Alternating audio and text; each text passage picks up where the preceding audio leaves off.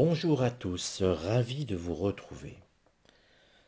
Aujourd'hui, à la demande de beaucoup d'entre vous, et depuis assez longtemps, depuis plusieurs mois, vous me demandez des vidéos, ou plutôt une vidéo, sur les dogmanes. Alors je me propose de faire ce tirage avec les runes, en posant la question ainsi, que sont les dogmanes? Et on va regarder tout de suite. Alors vous voyez, dans l'observation, il y a cette rune qui s'est échappée. Mais avant tout, je vous laisse regarder un petit peu la position des runes. Je vais retirer celles qui ne servent pas, qui ne veulent pas parler. Mais j'oublie quelque chose. J'espère que vous allez tous bien. J'espère que vous prenez le temps de vous détendre, le temps de vous ouvrir au monde extérieur, du temps pour vous aussi, le temps de ne pas courir partout. Et puis j'en profite pour remercier ceux qui soutiennent le projet que j'ai mis en route. Ce projet, vous pouvez le retrouver si vous êtes abonné dans la vidéo de bienvenue, puisque vous avez cette vidéo qui vous apparaît toujours sur un PC lorsque vous êtes abonné. Pour ceux qui ne sont pas abonnés, n'hésitez pas à le faire, c'est encore une des rares choses que l'État français vous permet de faire gratuitement. Alors n'hésitez pas, abonnez-vous, et puis pour les vidéos, n'hésitez pas non plus à lever le pouce vers le haut. La raison est simple, ça soutient la chaîne. Ça soutient la chaîne et l'algorithme de YouTube permet ainsi de mettre les vidéos en avant. Ce tirage avec les runes sur les dogmanes, je l'ai fait donc à la demande de plusieurs d'entre vous, pardon. Mais n'oubliez pas aussi une chose, c'est que les dogmanes, me direz-vous certains, ce sont des loups-garous. Oui, non, pas forcément. Pas forcément, ce n'est peut-être pas tout simplement ce que l'on pense. Mais souvenez-vous une chose. Souvenez-vous d'une chose. Anubis, le dieu égyptien à tête de chien. En tout cas à tête de canidé. Finalement, est-ce la représentation d'un dogmane ou pas? Souvenez-vous de ce que était, oh pardon, je vais y arriver, c'est un petit peu dur aujourd'hui. Souvenez-vous de ce qu'était Anubis. Reprenez un petit peu vos recherches sur la mythologie égyptienne. Le lien avec la mort d'Anubis. Mais alors est-ce que les Égyptiens ont tenté de faire passer un message en choisissant une tête de canidé? Est-ce que c'était une référence à quelque chose qu'ils avaient observé? Et vous savez qu'à l'époque, il y avait moins de science. L'humain observait beaucoup plus, mais ne déduisait rien. Il n'y avait pas la science, c'était une manière empirique de ce qu'il faisait transmettre, de ce qu'il transmettait, pardon. Décidément, aujourd'hui, je bafouille, c'est un petit peu compliqué, mais c'est pas grave. On va continuer quand même. En tout cas, tout ça pour vous ouvrir l'esprit au fait que les dogmas ne sont peut-être pas aussi récents que l'on veut bien le dire. On peut remonter ainsi, donc, à l'Égypte ancienne. Les dogmanes, était-ce finalement un lien avec Anubis? Regardons maintenant le tirage. Alors, sous la vidéo, vous pouvez retrouver un PDF. Dans la description, vous regardez, vous ouvrez la description et vous allez voir plein de choses. Les partenaires, les soutiens pour le projet, la chaîne, mais aussi des PDF que vous pouvez télécharger gratuitement. Ne vous en privez pas, vous aurez ainsi l'explication des runes. D'autres choses. Regardons tout de suite, finalement, cette rune ici. Vous le savez, quand je lis les runes, je regarde toujours dans ce sens. On va dire à 6 heures, et je regarde dans le sens des aiguilles d'une montre. Je vais donc faire ainsi. Mais je vais lire la rune centrale avant tout. Cette rune que vous voyez là. D'ailleurs, je vais en profiter. Je vais remettre les autres pour qu'elles soient lisibles par vos soins. Même si vous commencez à être déshabitué de ce mode de tirage. Alors, pour répondre à une question aussi, les runes ne sont pas faites pour tirer euh, sur telle ou telle chose précisément. C'est comme un oracle, comme un tarot. Le praticien utilise les cartes qu'il souhaite, ou le support qu'il souhaite. Il n'y a pas donc, par exemple, un oracle spécifique au domaine amoureux. Si vous prenez des cartes trop spécifiques, eh bien vous aurez des réponses qui ne seront en fait que biaisées, parce qu'elles vont forcément s'adapter au sujet que vous tirez. Alors vous allez me dire, mais c'est extraordinaire. Non, justement non, parce qu'il n'y a pas la libre interprétation et la libre intuition de ce qui se passe autour. C'est important en tarologie de pouvoir, en cartomancie, de pouvoir avoir l'intuition qui parle. Surtout si vous tirez vous-même les cartes, ne vous multipliez pas dans plein de cartes différentes. Pour ma part, j'utilise un tarot, trois oracles, pardon, le petit et grand le normand et les runes. C'est tout. Je me limite à ça. Vous m'avez vu utiliser quelques fois le keeper, une fois ou deux, mais vous voyez, c'est vraiment anecdotique. Si vous voulez vraiment faire parler votre support, utilisez-le tous les jours, tous les jours, tous les jours et tous les jours le même. J'en reviens quand même au tirage. Mais toutefois, rappelez-vous avant tout l'observation des runes. J'ai beaucoup parlé, j'espère que vous en avez profité, non pas pour vous laisser bercer par ma voix, mais pour observer le tirage. Et regardez, à la manière des constellations, patte avant, le dos, patte arrière, la tête. On pourrait très bien observer un animal ici, un animal qui couvre quelque chose ou qui protège quelque chose. Alors bien sûr, vous allez me dire, j'extrapole, peut-être, mais regardez-les ici, des constellations. Vous les retrouvez ici et vous pouvez observer que les constellations, eh bien, donnent une forme. Gémini, par exemple, je la remettrai, regardez. Une constellation gémellaire. Donc vous voyez que quelque part, il faut toujours faire une observation importante avec les runes.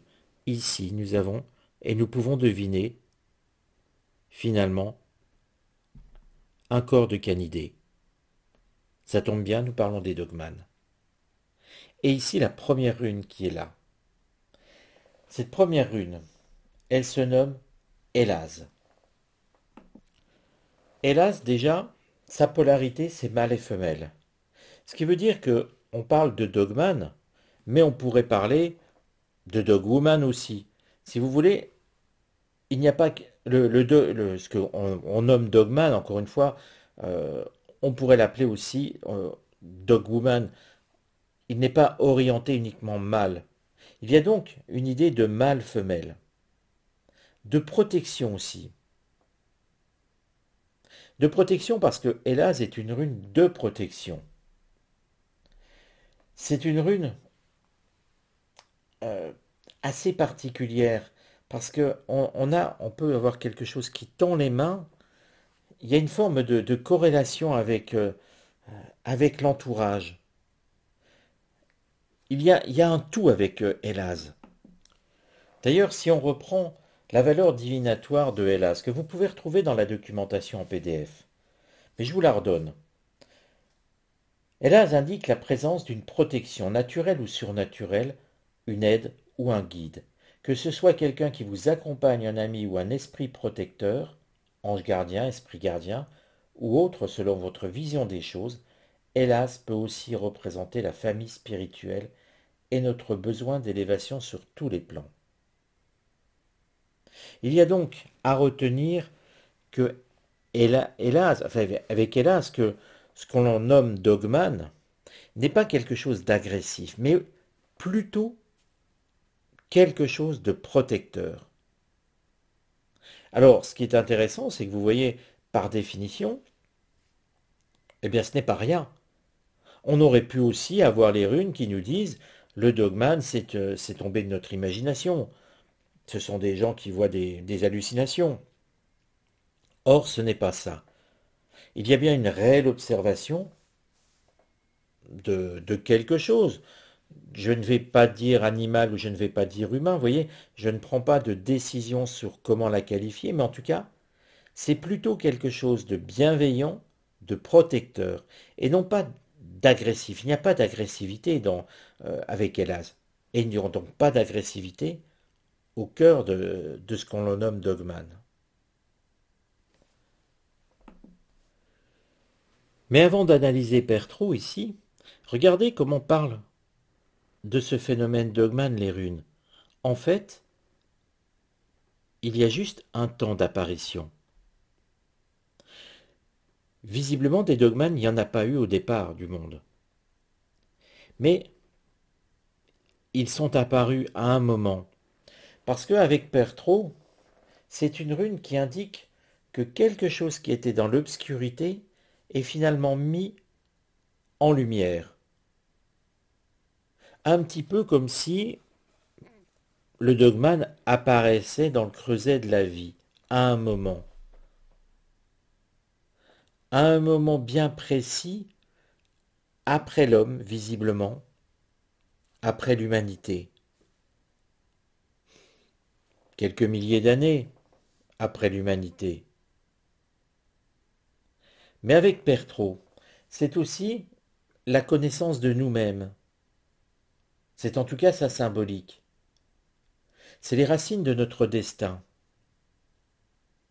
Et il semblerait que les runes nous indiquent que nous ne sommes pas si étrangers que ça au dogman. Alors ça ne veut pas dire du tout que nous nous transformons en chien ou en loup-garou, hein. Ce n'est pas du tout ce que je veux dire. Mais ce que je souhaite vous faire comprendre, c'est qu'il y a un lien entre le dogman et l'humain. Pas le lien du chien comme animal apprivoisé, mais on peut penser tout simplement avec ceci un lien de cousinage entre guillemets, que l'on va essayer de détailler en suivant le tirage. Et vous voyez, juste avant, je vous parle, je ne sais pas nommer humain ou animal. Or, Manas ici nous donne la réponse. Manas, c'est l'humain, l'humanité. Mais Manas nous enseigne aussi que l'humanité bouge. Et Manas, c'est aussi l'idée que l'humanité s'est réalisée sur un autre plan. Alors il ne s'agit pas de parler de dogman dans une autre dimension, non. Mais visiblement d'une autre évolution. Et j'aurais tendance à penser que cette évolution ne s'est pas faite de la même façon. Au final, nous pourrions parler des dogmanes, ou on va regarder ce nom-là, comme une branche de l'humanité qui n'aurait pas évolué au même rythme, qui aurait gardé des caractéristiques peut-être plus animales. Que penserions-nous si nous voyions un homme de la préhistoire? Comme Lucie, par exemple, dont on a entendu parler, d'un homme de Cro-Magnon, d'un homme de Néandertal. On dirait c'est peut-être un singe. Ne pourrions-nous pas imaginer tout simplement, et c'est ce que les runes ont tendance à nous faire penser, qu'à un moment, au cycle de l'évolution, eh bien, une infime partie, parce que avec tout ça, il y a déjà l'idée que c'est petit, hein, qu'il n'y a pas beaucoup d'individus, ça expliquerait pourquoi on en voit si peu, euh, s'est développé autrement, en gardant une sorte de structure osseuse un petit peu différente, capable de se tenir sur deux pattes, sur deux jambes, mais aussi capable de courir sur quatre pattes. Une attitude mi-humaine, mi-animale. Et vous savez que au fil du temps, au fil du mouvement humain, ne pourrions-nous pas tout simplement penser qu'au final, les Égyptiens avaient déjà pu observer des dogmanes ou un dogmane et s'en étaient un petit peu inquiétés.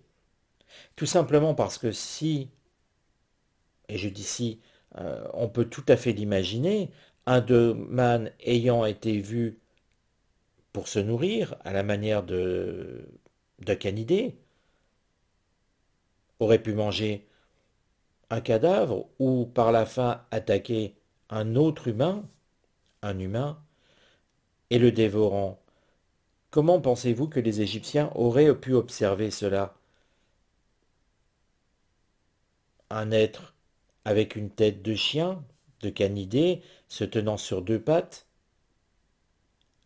ne communiquant pas avec eux, mais d'une force surhumaine, on va dire, forcément ça devient un dieu. Et comme il donne la mort en dévorant un autre humain, vous avez ensuite tous les ingrédients pour donner naissance à un dieu et une mythologie. Eh bien là, c'est tout à fait ce qui apparaît.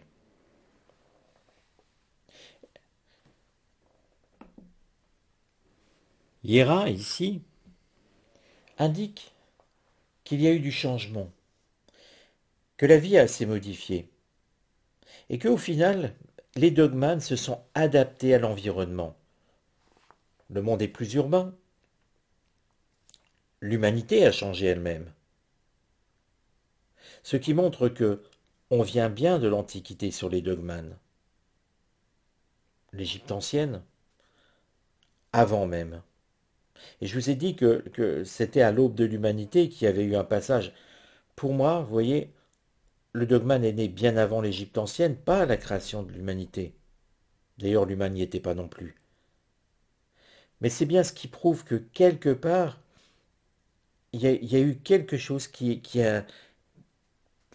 s'est divisé à un moment. Tous ne sont pas devenus des humains.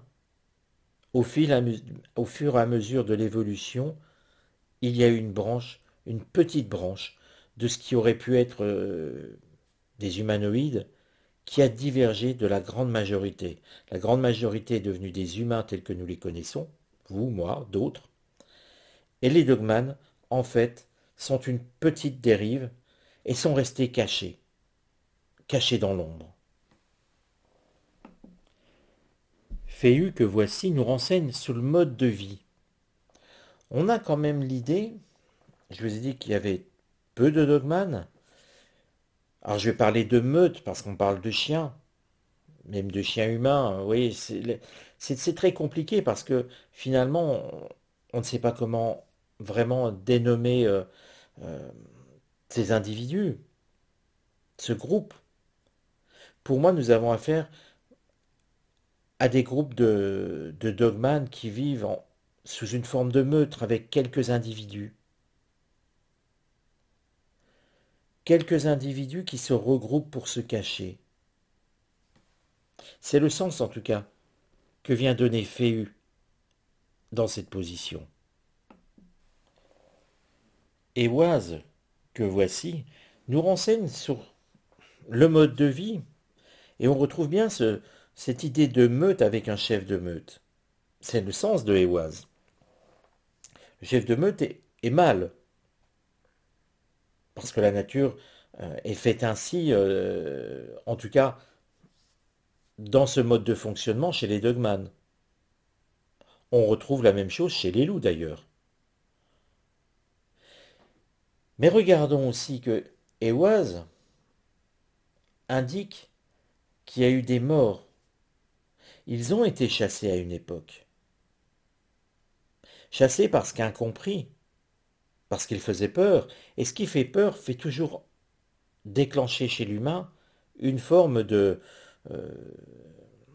de chasse où on essaye de tuer ce qui nous fait peur. Vous voyez que quelque part, on pourrait parler d'une espèce. Mais parler d'espèce, on le fait pour le monde animal. Et là, on parle de quelque chose qui est mi-humain, mi-animal. C'est pour ça que j'ai du mal à trouver les mots et certaines expressions. Alors ici, vous notez une coupure. On n'est pas dans une lignée directe, il manque une, deux runes, pour que ça soit dans une continuité. Non, là, il y a quelque chose où on va moins en parler, moins observer peut-être.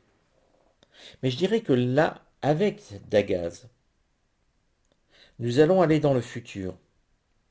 Et Dagaz résoudra ce mystère du dogman. Ça disparaîtra d'une forme de mythologie où on fait des films sur des loups-garous, parce que pour moi, loup-garou, dogman, on est quand même dans quelque chose qui part du même point. Simplement, vous savez que l'être humain finit toujours par créer des légendes. Ah, les témoignages ne sont pas toujours fiables. Regardez les témoignages de police. Un homme blond devient un roux, de taille moyenne il devient très grand, et on arrive même à ce que certains témoignages changent la couleur des voitures. En réalité, l'œil humain n'a pas toujours la même perception, et les personnes peuvent un petit peu confondre tout. Alors d'une observation eh bien, d'un être qui serait un humain, enfin d'un être capable de se tenir debout, donc comme un humain, et qui aurait une tête de canidé, de chien, eh bien ça va être compris et observé. Il y aura avec Dagaz l'éclaircissement du problème qui jusque-là est resté obscur. Nous sommes dans le temps, il faudra attendre plusieurs années, vraisemblablement je dirais une bonne vingtaine d'années encore, mais ce phénomène n'a rien d'étrange, en tout cas rien de surnaturel. Nous aurons une explication tout à fait scientifique, concise, concrète, sur les dogmanes. Et enfin, Ehwaz indique dans quelles conditions se fera cette compréhension. Cette compréhension viendra par rapport à une forme de confrontation, de rencontre. Alors je dis confrontation, et c'est vrai que les dogmanes ne sont pas agressifs, mais il y aura une confrontation. Pour moi, je vois un groupe d'humains faire la rencontre et un petit peu maîtriser un dogmane, si vous voulez, permettant cette étude. Mais à cette occasion, malheureusement, ça mettra aussi la fin du dogmane dans la balance. Cette confrontation ne sera pas sans risque et sans conséquences pour les dogmanes. Ce qui peut paraître étonnant, c'est que le fait de pouvoir comprendre, vous me direz, s'il y a des meutes, même s'il y en a peu, il y en a à travers le monde, puisque les observations se font à travers le monde, c'est vrai. Mais le fait que l'humain étudie un dogmane et comprenne d'où il vient, une compréhension totale du dogmane, eh bien ça va permettre de les traquer, ça va permettre malheureusement de mettre fin finalement à un cousin lointain de l'humain. Alors j'ai employé le mot permettre parce que je n'en ai pas d'autres qui viennent à mon esprit. Ça va plutôt engendrer cela. J'aurais dû dire ça. Alors voilà, on termine le tirage sur les dogmanes. J'espère que le sujet vous aura intéressé. N'hésitez pas, si vous-même vous avez des idées de sujets à m'écrire sur uthervoyant@gmail.com. Si vous avez des envies de voyance pour vous, des envies de voyance gratuites, je réponds gratuitement aux questions précises avec votre date de naissance. Attention, ce n'est pas de la voyance générale, là j'insiste bien, des questions précises. Et puis en attendant, bah écoutez, je vous donne rendez-vous à très bientôt. Je vous embrasse tous et à une prochaine vidéo.